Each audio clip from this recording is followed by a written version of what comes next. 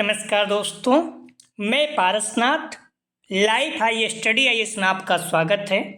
आज हम लोग राजा महेंद्र प्रताप सिंह राज्य विश्वविद्यालय अलीगढ़ के बीएड थर्ड सेमेस्टर एग्जाम 2024 जो दिसंबर 2024 में एग्जाम होने की संभावना है, उसके लिए पेपर 305 DI अर्थात हिंदी शिक्षण या पेडागोजी ऑफ हिंदी का यूनिट 4 हिंदी भाषा शिक्षण में मूल्यांकन का प्रैक्टिस सेट 6 हल करेंगे। लगभग 100 प्रश्न इसके हल करेंगे हम लोग। दोस्तों प्रश्नों पर आएँ, लेकिन उससे पहले प्लीज़ आप लोग वीडियो को ज़्यादा से ज़्यादा शेयर कीजिए, इससे सभी लोगों को लाभ हो सके। यदि आप लोग चैनल को सब्सक्राइब नहीं किए हैं तो प्लीज़ चैनल को सब्सक्राइब कीजिए तथा वीडियो को लाइक और शेयर जरूर कीजिए, इससे हमें मोटिवेशन मिलता है। आइए देखते हैं प्रश्नों को। पेपर 305 DI अर्थात हिंदी शिक्षण, इसका यूनिट 4 हिंदी भाषा शिक्षण में मूल्यांकन। आप लोग ध्यान रखना, इसका प्रैक्टिस सेट 6 हल करेंगे। इसके पहले 5 प्रैक्टिस सेट हल कर चुके हैं। यदि आप लोग नहीं देखे हैं तो डिस्क्रिप्शन में जाकर लिंक आप प्लेलिस्ट 305 इस जगह पे क्लिक करेंगे, सारे इस पेपर की सारी वीडियो आपको क्रम से मिल जाएगी, या फिर आप प्लेलिस्ट में जाकर भी देख सकते हैं। ठीक है, कोई क्यूरी है 9654302596 पर मैसेज करके आप पूछ सकते हैं। आइए देखते हैं प्रश्नों को, लेकिन निवेदन है कि प्लीज़ वीडियो को लाइक और शेयर जरूर करें आप लोग। मूल्यांकन प्रक्रिया के आधार पर पाठ योजना के साधन हैं। ए पाठ वस्तु एवं प्रमुख विचार, बी शिक्षक के कार्य, सी सहायक सामग्री, डी उपयुक्त सभी। सही जवाब हो जाएगा एक का ए, पाठ वस्तु एवं प्रमुख विचार। ध्यान रखना, मूल्यांकन प्रक्रियाओं के आधार पर पाठ योजना के साधन हैं, तो ध्यान रखना आप लोग। मूल्यांकन प्रक्रिया के आधार पर पाठ योजना के साधन हैं, तो इसमें आप लोग ध्यान रखना, इसका सही जवाब जो है मूल्यांकन प्रक्रिया के आधार पर पाठ योजना के साधन है, तो पाठ वस्तु एवं प्रमुख विचार, शिक्षक के कार्य, सहायक सामग्री, डी उपयुक्त सभी। इसका सही जवाब हो जाएगा डी। ठीक है, आप लोग ध्यान रखना, मूल्यांकन प्रक्रिया के आधार पर पाठ योजना के प्रमुख साधन है, इसका सही जवाब हो जाएगा डी। ठीक है, सभी हो जाएगा। मूल्यांकन प्रक्रिया के आधार पर पाठ योजना के साधन है, तो पाठ वस्तु एवं प्रमुख विचार, शिक्षक के कार्य, सहायक सामग्री, छात्रों की प्रतिक्रिया, शिक्षा के उद्देश्य, समय और संसाधन, मूल्यांकन के तरीके, सभी सही हो जाएगा। ठीक है, ये गलत दिया गया आंसर यहाँ पर आप देखेंगे तो इसका सही जवाब हो जाएगा डी, उपयुक्त सभी। मूल्यांकन प्रक्रिया के आधार पर पाठ योजना के साधन है, तो डी उपयुक्त सभी। अगला प्रश्न है, जे का टाट विधि किससे संबंधित है? जे का टाट विधि किससे संबंधित है? ए वाचन से, बी श्रवण से, सी लेखन से, डी पठन से। तो ध्यान रखना, इसका सही जवाब हो जाएगा 2 का सी, लेखन से। जे का टाट विधि किससे संबंधित है? लेखन से। अगला प्रश्न है, किस विधि में वर्णों के टुकड़ों को जोड़ा जाता है? ए मंटेसरी पेटोलॉजी, सी जे का टाट, डी अनुकरण। सही जवाब हो जाएगा, ध्यान रखना, बी पेस्टोलॉजी। अगला प्रश्न है, शब्द किसे कहते हैं? ए सार्थक ध्वनियों को, बी वर्षक के समूहों के सार्थक ध्वनि को, बी सी स्वतंत्र ध्वनि को, डी वर्णों के समूह को। शब्द किसे कहते हैं? सही जवाब हो जाएगा बी, वर्णों के समूह की सार्थक ध्वनि को। अगला प्रश्न है, वर्ण किसे कहते हैं? तो सही जवाब हो जाएगा, ध्यान रखना, 5 का ए, किसी भाषा के लघुत्तम रूप को वर्ण कहते हैं। आप लोग प्रश्नों का जवाब देते चलें, इससे आप साथ में बने रहेंगे। और आप लोग प्लीज़ वीडियो को लाइक और शेयर जरूर करें।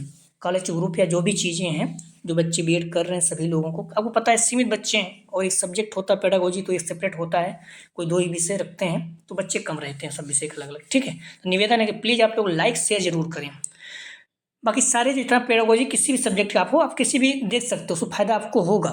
ठीक है, तो अडियल शब्द में क्या प्रत्यय है? प्रत्यय मतलब जो पीछे जुड़ता है, उपसर्ग मतलब जो पहले जुड़ता है।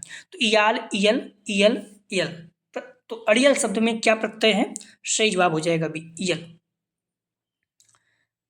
अर्थ के आधार पर शब्द कितने प्रकार के होते हैं? तो ए 1, बी 2, सी 3, डी 4। सही जवाब हो जाएगा बी, 2। अगला प्रश्न है, हिंदी भाषा में स्वर हैं? ए 7, बी 11, सी 12, डी 13। सही जवाब हो जाएगा, ध्यान रखना, सी 12। हालांकि कई कई आपको 11 जाता है तो 11 ही मिलते हैं स्वर, ठीक है, बट कई कई आपको 12 ही मिल जाएंगे। अगला प्रश्न है, पूर्ण विराम लगाते समय वाक्य के अंत में ए, वाक्य के शुरू में बी, वाक्य के बीच में डी, उपयुक्त सभी जगह। सही जवाब हो जाएगा ए। पूर्ण विराम कहाँ लगाते हैं? वाक्य के अंत में। तो पूर्ण विराम लगाते हैं तो सही जवाब हो जाएगा 9 का ध्यान रखना, ए, वाक्य के अंत में। आप 8 वाला प्रश्न एक बार फिर से देख लीजिए, ठीक है। तो हिंदी भाषा में स्वर हैं, तो सच ये है कि हिंदी भाषा में स्वर जो है 11 ही होते हैं, ठीक है। अन आह को जो है उसको माना नहीं जाता है, तो आप लोग 11 ही मान के चलिए, ठीक है। मुख्य रूप से हिंदी भाषा में स्वर कितने होते हैं? 11। हम लोग इसी को सही मान के चलेंगे। आप लोग क्लियर हैं? तो हिंदी भाषा में स्वर कितने होते हैं? बी, 11 ही मान के चलेंगे, ठीक है। 11 सही है। सही जवाब हो जाएगा 8 का ध्यान रखना, बी, 11, ठीक है। हिंदी भाषा में स्वर 11 होते हैं, बाकी ऐसे ढेर सारी चीजें हैं उसको हम लोग नहीं माना जाता है, ठीक है। अगला प्रश्न है, किन वर्षों के उच्चारण में स्वरों की सहायता लेनी पड़ती है? वर्षों नहीं, वर्णों रहेगा, ठीक है। किन वर्णों के उच्चारण में सहायता लेनी पड़ती है? सही जवाब हो जाएगा, ध्यान रखना, 10 का डी, व्यंजन के। अगला प्रश्न है, अन आह को कहा जाता है? तो सही जवाब हो जाएगा 11 का डी, अधोवाहक। आप देखिए, अन आह को स्वर नहीं कहा जाता है, इसीलिए मैंने कहा कि जो स्वर हैं कितने हैं? 11। अन आह को जोड़ देंगे तो फिर आप लगभग 14 पहुंच जाता है, और भी चीजें कुछ हैं। तो अन आह को अधोवाहक कहा जाता है, स्वर नहीं कहा जाता है, ठीक है। इसलिए स्वर कितने होते हैं? 11, ठीक है। तो सही जवाब हो जाएगा 11 का डी, अधोवाहक। अगला प्रश्न है, लघु चिन्ह का अर्थ है ए छोटा, बी बड़ा, सी वृद्धि करना, डी कमी करना। सही जवाब हो जाएगा बी, बड़ा। अगला प्रश्न है, किस शब्द को दर्शाने के लिए किस चिन्ह का प्रयोग किया जाता है? ए रेखिका भी लाघव चिन्ह, सी अधम अर्ध चिन्ह विराम, डी उद्धरण चिन्ह। किसी शब्द को दर्शाने के लिए किस चिन्ह का प्रयोग किया जाता है? सही जवाब हो जाएगा डी, उद्धरण चिन्ह। अगला प्रश्न है, चिन्ह को कहा जाता है जो इस तरह से है, इसको क्या कहा जाता है? एक अपूर्ण विराम भी निर्देशन, सी विवरण चिन्ह, डी अर्धविराम चिन्ह। सही जवाब हो जाएगा 14 का ध्यान रखना, सी विवरण चिन्ह, ठीक है। या कॉलन, कई नाम से इसको बोला जाता है। क्या कहा जाता है इसको? विवरण चिन्ह, योजना चिन्ह, योजक चिन्ह, या कॉलन डैश कहा जाता है, ठीक है। या विराम चिन्ह दो वाक्यों या पदों के बीच में उपयोग किया जाता है जिससे उसके बीच का संबंध स्पष्ट हो सके। अगला प्रश्न है, भाषा के भाग हैं? सही जवाब हो जाएगा 15 का डी, 4। अगला प्रश्न है, खालिक बारी किसकी रचना है? सही जवाब हो जाएगा सी, अमीर खुसरो की। अगला प्रश्न है, खड़ी बोली हिंदी में सर्वप्रथम रचना करने वाले कवि का नाम है? सही जवाब हो जाएगा बी, खुसरो। प्लीज आप लोग वीडियो को लाइक करके जाया करें, निवेदन है, आपको निश्चित रूप से फायदा हो रहा है तो आप लोग वीडियो को लाइक जरूर किया करें। प्रश्न है, हिंदी के उद्भव का सही क्रम है? सही जवाब हो जाएगा 18 का ए, पाली प्रकृत अपभ्रंश अवहट्ठ। अगला प्रश्न है, अपभ्रंश को पुरानी हिंदी किसने कहा? सही जवाब हो जाएगा सी, चंद्रधर शर्मा गुलेरी। अगला प्रश्न है, शौरसैनी अपभ्रंश से किस उपभाषा का विकास हुआ? ए बिहारी, बी राजस्थानी, सी बांग्ला, डी पंजाबी। सही जवाब हो जाएगा बी, राजस्थानी। यदि आप लोग ध्यान रखना, इसके पहले की जो भी वीडियो नहीं देखें तो डिस्क्रिप्शन में जाएंगे, लिंक आप प्लेलिस्ट 305 दिया गया है, इस जगह पे क्लिक करेंगे तो इस पेपर की सारी वीडियो क्रम से मिल जाएगा। जस्ट इसके नीचे देखेंगे तो लिंक आप प्लेलिस्ट ऑल पेपर दिया गया है, वहाँ पर क्लिक करेंगे तो 301, 302, 304, 305 सभी पेपर की सभी वीडियो क्रम से मिल जाएगी, ठीक है। यदि कुछ क्यूरी है 9654302596 मैसेज करके पूछ सकते हैं। प्रश्न है, हिंदी के विकास में अपभ्रंश का योगदान किसकी कृति है? ए नामवर सिंह, बी श्याम सुंदर दास, सी कबीर दास, डी भोलानाथ तिवारी। सही जवाब हो जाएगा ए, नामवर सिंह। अगला प्रश्न है, फोर्ट विलियम कॉलेज की स्थापना हुई? सही जवाब हो जाएगा सी, 1800 ईस्वी में। अगला प्रश्न है, संविधान सभा में हिंदी को राजभाषा बनाने का प्रस्ताव रखा? ए गोपाल स्वामी अयंगर ने, बी सरदार वल्लभ भाई पटेल ने, सी डॉक्टर भीमराव अम्बेडकर ने, डी जवाहरलाल नेहरू ने। सही जवाब हो जाएगा 23 का, गोपाल स्वामी अयंगर ने। अगला प्रश्न है भारतीय भाषाओं को भारतीय संविधान की किस अनुसूची में शामिल किया गया? सही जवाब हो जाएगा बी, अष्टम मतलब 8वीं अनुसूची में। 22 भाषाएं हैं। अगला प्रश्न है इनमें से किस भाषा को अष्टम अनुसूची में सूची में नहीं रखा गया है? सही जवाब हो जाएगा 25 का ब्रज भाषा को। डोंगरी, मैथिली, असमिया है। ब्रज भाषा क्या है? बोली है, भाषा नहीं बल्कि बोली है। अगला प्रश्न है इनमें से कौन सी बोली पूर्वी हिंदी की नहीं है? सही जवाब हो जाएगा 26 का बिहारी। अवधी, बघेली और छत्तीसगढ़ी है। अगला प्रश्न है पश्चिमी हिंदी की बोली नहीं है? सही जवाब हो जाएगा 27 का अवधी। अवधी क्या है? पूर्वी हिंदी। अगला प्रश्न है पश्चिमी हिंदी की बोलियों की संख्या है? सही जवाब हो जाएगा 28 का डी, 5। अगला प्रश्न है पूर्वी राजस्थान का एक अन्य नाम है? सही जवाब हो जाएगा 29 का बी, ढूंढाड़ी। अगला प्रश्न है गोस्वामी तुलसीदास की रचना कवितावली किस भाषा की रचना है? सही जवाब हो जाएगा बी, ब्रज भाषा में। यदि किसी प्रश्न संदेह है तो आप लोग कमेंट सेक्शन में बता सकते हैं। अगला प्रश्न है खड़ी बोली कहाँ बोली जाती है? सही जवाब हो जाएगा सी, मेरठ में। अगला प्रश्न है किस क्षेत्र की बोली को काशिका कहा गया है? ये बांसवाड़ा भी, भोजपुरी, सी बनारस, डी मगध। सही जवाब हो जाएगा सी, बनारस। अगला प्रश्न है खड़ी बोली का दूसरा नाम है? ए मगही, बी कौरवी, सी हिंदुस्तानी, डी बघेली। सही जवाब हो जाएगा बी, कौरवी। अगला प्रश्न है दोहा मूलतः किस भाषा का छंद है? सही जवाब हो जाएगा 34 का बी, अपभ्रंश। अगला प्रश्न है बच्चे प्रारंभ से ही? सही जवाब हो जाएगा 35 का सी, बहुभाषिक होते हैं। अगला प्रश्न है कविता शिक्षण की कौन सी प्रणाली नहीं है? सही जवाब हो जाएगा 36 का सूत्र प्रणाली। अगला प्रश्न है सीसीई में व्यापकता का आशय नहीं है? सही जवाब हो जाएगा 37 का डी, प्रश्नों की व्यापकता। अगला प्रश्न है अधिक विश्वसनीय परीक्षण होते हैं? सही जवाब हो जाएगा 38 का डी, जो प्रमाणीकृत होते हैं। अगला प्रश्न है किसी भी भाषाई कुशलता में महत्वपूर्ण है? सही जवाब हो जाएगा बी, सार्थक अभ्यास। अगला प्रश्न है उच्चारण का अभ्यास कराया जाता है? सही जवाब हो जाएगा सी, अनुकरण वाचन के बाद। अगला प्रश्न है श्रोता के मनोभावों को सर्वाधिक प्रभावित करने वाली साहित्यिक विधा है? सही जवाब हो जाएगा ए, पद्य। 100 प्रश्न है, आप लोग प्रश्नों को पूरा सॉल्व कीजिएगा। अगला प्रश्न है गद्य साहित्य का आशय है? सही जवाब हो जाएगा 42 का ए, अनुभूत होना, बी ज्ञान होना, सी ये भी दोनों, डी में से कोई नहीं। सही जवाब हो जाएगा सी, अनुभूत और ज्ञान होना दोनों। अगला प्रश्न है गद्य शिक्षण में सर्वाधिक महत्वपूर्ण है? सही जवाब हो जाएगा सी, आदर्श पठन। अगला प्रश्न है कौन मौखिक भाव प्रस्तुति का साधन नहीं है? सही जवाब हो जाएगा 44 का बी, दिवाली पर लेख। अगला प्रश्न है भाषा प्रयोगशाला है? सही जवाब हो जाएगा 45 का, ध्यान रखना ए, भाषा उपकरणों से युक्त कक्ष। अगला प्रश्न है वह कौशल कौन सा है जो ज्ञान को स्थायित्व प्रदान करता है? सही जवाब हो जाएगा सी, पठन। अगला प्रश्न है प्रत्यक्ष विधि किन कक्षाओं के लिए उपयोगी है? सही जवाब हो जाएगा 47 का ए, प्राथमिक। प्रत्यक्ष मतलब सामने पढ़ाए, प्राथमिक छोटे छोटे बच्चे होते हैं, ज़्यादा बेस्ट होता है।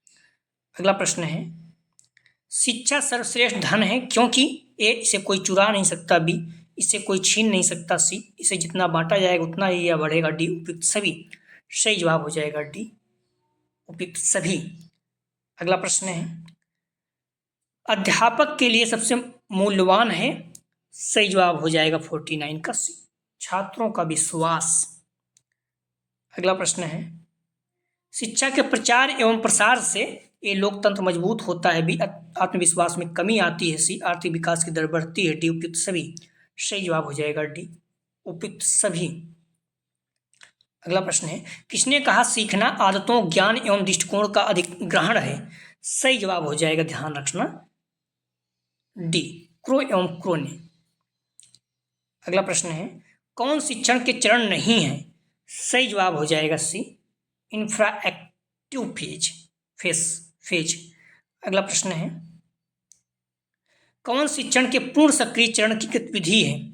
सही जवाब हो जाएगा 53 का ध्यान रखना बी, कक्षा का आकार। अगला प्रश्न है, कौन अंतर सक्रिय चरण का संचालन नहीं है? सही जवाब हो जाएगा 54 का सी, मूल्यांकन। अगला प्रश्न है, निम्नलिखित में से कौन थकान का प्रकार नहीं है? ए शारीरिक थकान, बी मानसिक थकान, सी भावात्मक थकान, डी उपयुक्त सभी। सही जवाब हो जाएगा सी, भावात्मक थकान।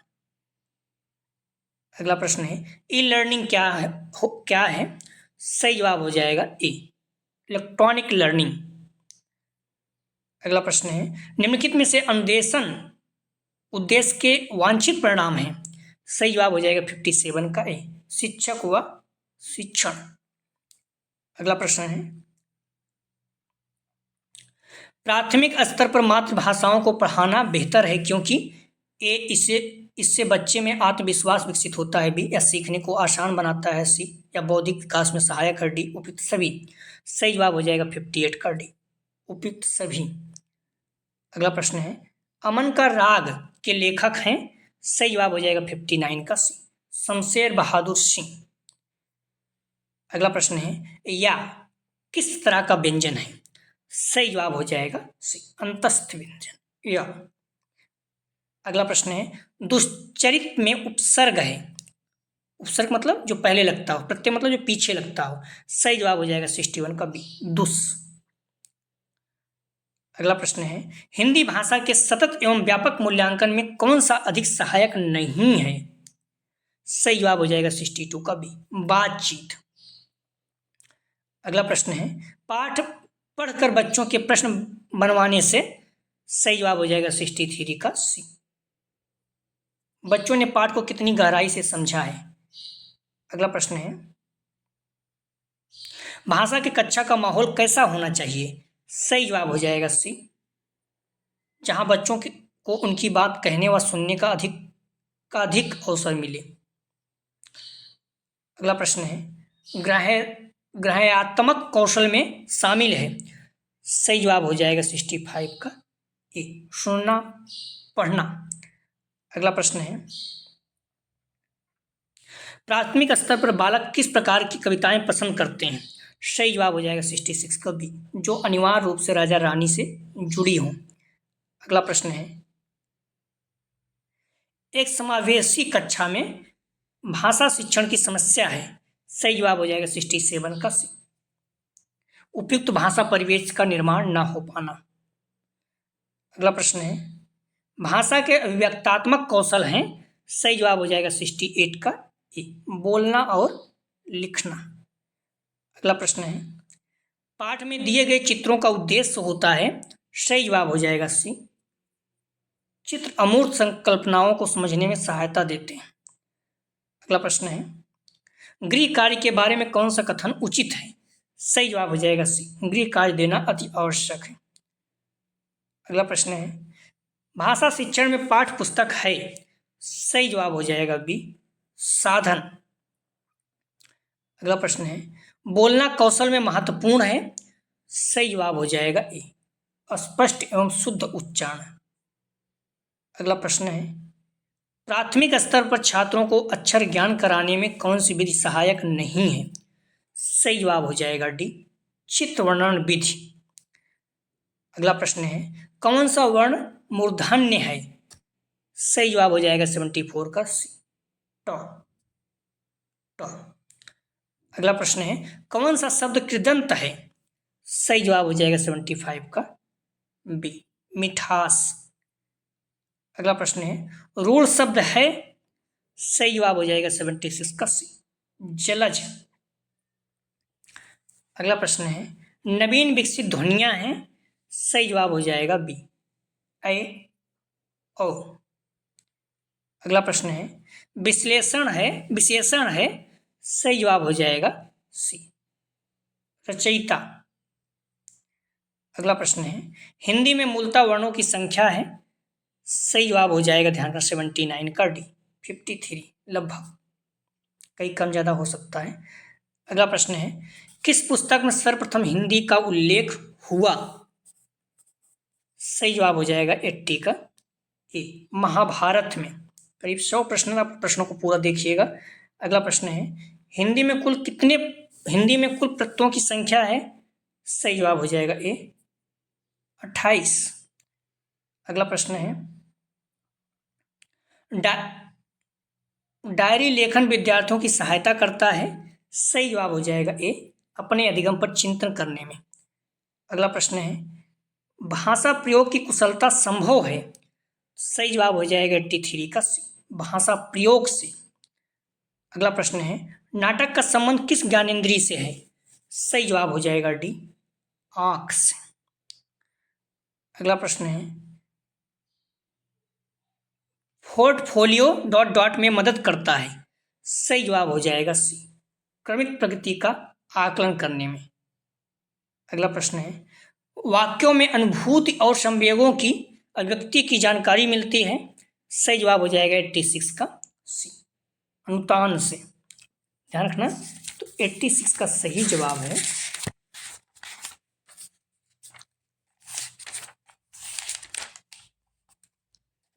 वाक्यों में अनुभूति और संवेगों की अभिव्यक्ति की जानकारी मिलती है। सही जवाब हो जाएगा सी, अनुतान से। अगला प्रश्न है, प्राथमिक स्तर पर भाषा का आकलन करने में सर्वाधिक सहायक है? सही जवाब हो जाएगा सी, पोर्टफोलियो। अगला प्रश्न है, ऐसा परीक्षण जो बार बार प्रयोग करने पर एक जैसा परिणाम देता है? सही जवाब हो जाएगा ए, विश्वसनीयता। अगला प्रश्न है, उत्तम परीक्षण की विशेषता है? ए, वैधता, बी, विश्वसनीयता, सी, व्यवहारिकता, डी, उपयुक्त सभी। सही जवाब हो जाएगा डी, उपयुक्त सही जवाब है डी, सभी उत्तम परीक्षण का। प्रश्न पत्र निर्माण की प्रक्रिया है? सही जवाब हो जाएगा 90 का ए, ब्लूप्रिंट। ध्यान रखना आप लोग, प्रश्न पत्र निर्माण की प्रक्रिया में ब्लूप्रिंट एक महत्वपूर्ण चरण है। ब्लूप्रिंट एक दस्तावेज होता है जिसमें प्रश्न पत्र के सभी विवरण जैसे कि प्रश्नों के चयन, अंक विभाजन और समय सीमा शामिल होते हैं। ब्लूप्रिंट के मुख्य उद्देश्य हैं प्रश्न पत्र की योजना बनाना, प्रश्नों का चयन करना, अंक विभाजन निर्धारित करना, समय सीमा निर्धारित करना, प्रश्न पत्र की गुणवत्ता सुनिश्चित करना। अगला प्रश्न है, मूल्यांकन हेतु प्रश्नों के प्रकार हैं? तो सही जवाब हो जाएगा 91 का डी, वस्तुनिष्ठ, अतिलघु उत्तरी प्रश्न, दीर्घ उत्तरी सभी। अगला प्रश्न है, मूल्यांकन होता है? एक केवल मात्रात्मक, बी गुणात्मक, सी, ये भी दोनों, डी में से कोई नहीं। सही जवाब हो जाएगा सी, मूल्यांकन मात्रात्मक और गुणात्मक दोनों होता है। अगला प्रश्न है, कौशलात्मक पक्ष का दूसरा नाम है? सही जवाब हो जाएगा सी, क्रियात्मक पक्ष। संज्ञानात्मक पक्ष में आते हैं तो एक ज्ञान, बी बोध, सी व्यवहारिकता व मूल्यांकन, डी उपयुक्त सभी। सही जवाब हो जाएगा डी, उपयुक्त सभी। ध्यान रखना, जो अपने ब्लूम के अनुसार अधिगम उद्देश्य हैं 3 हैं। कौन कौन से? ज्ञानात्मक पक्ष, भावात्मक पक्ष, क्रियात्मक पक्ष। ज्ञानात्मक पक्ष की खोज किसने की था? बी.एस. ब्लूम ने 1956 में। भावात्मक पक्ष का कर्थवाल 1964 में। क्रियात्मक पक्ष सिम्पसन ने। तो ज्ञानात्मक पक्ष के कितने पक्ष हैं? 6, भावात्मक 6, क्रियात्मक 6, सभी के 6 हैं। ज्ञानात्मक पक्ष में ज्ञान, बोध, अनुप्रयोग, विश्लेषण, संश्लेषण, मूल्यांकन आते हैं। और भावात्मक पक्ष में अग्रहण, अनुक्रिया, अनुमूल्यन, विचरण, व्यवस्थापन, चरित्रीकरण आते हैं। क्रियात्मक पक्ष में उद्दीपन, कार्यवाही, समायोजन, स्वाभाविकरण, आदत निर्माण आते हैं, नियंत्रण भी आते हैं। ठीक है, तो ये सारी चीजें आपको याद होना चाहिए। भावात्मक पक्ष का संबंध है? सही जवाब हो जाएगा 95 का, ध्यान रखना आप लोग, 95 का सही जवाब है ए, रुचियों से। ठीक है, अगला प्रश्न है, किसने मौखिक परीक्षा को महत्वपूर्ण स्थान दिया? सही जवाब हो जाएगा 96 का डी, सुकरात ने। अगला प्रश्न है, मूल्यांकन प्रक्रिया के सोपान हैं? सही जवाब हो जाएगा डी, शिक्षण के उद्देश्य, सीखने से उत्पन्न अनुभव, व्यवहार परिवर्तन, उपयुक्त डी सभी।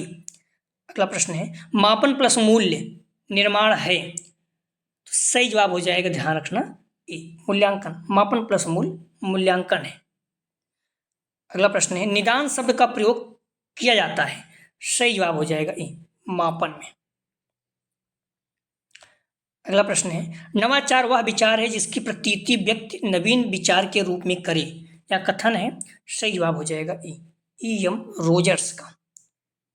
कुछ प्रश्न इसका जवाब आप लोग जरूर दें कमेंट सेक्शन में। नहीं पता है तो गूगल में सर्च करें, एग्जाम में सेम टू सेम पूछ सकता है। कविता शिक्षण का प्रमुख अंग है? तो ए, पठन बोध, बी, सरलार्थ बोध, सी, भाव बोध, डी, शब्दार्थ बोध। अगला प्रश्न है, शुद्ध उच्चारण का अभ्यास करने हेतु अधिक उपयोगी है? A TV, B tape recorder, C radio, D linguaphone. अगला प्रश्न है, भाषा शिक्षण में दृश्य श्रव्य जो दिखाई भी दे सुनाई टेलीविजन साधनों का उपयोग का मुख्य प्रयोजन है? ये बालकों के कार्य को सरल बनाना, भी बालकों के विभिन्न इंद्रियों को क्रियाशील बनाना, सी बालकों को नवीन उपकरण को ज्ञान कराना, डी बालकों के कक्ष में बैठाए रखना। अगला प्रश्न है, संवाद पाठ के शिक्षण में बालकों के लिए सबसे अधिक उद्बोधन सामग्री है?